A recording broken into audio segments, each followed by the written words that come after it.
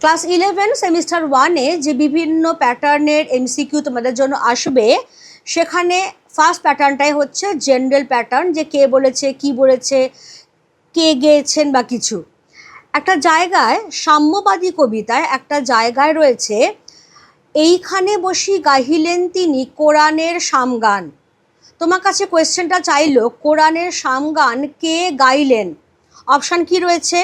ঈশা, মুসা, বাঁশির কিশোর, আরব দুলাল। তোমার কনফিউশন হতে পারে, কবিতা ভালো করে পড়লেই দেখা যাবে, এর উপরে আমার ভিডিও দেওয়া রয়েছে।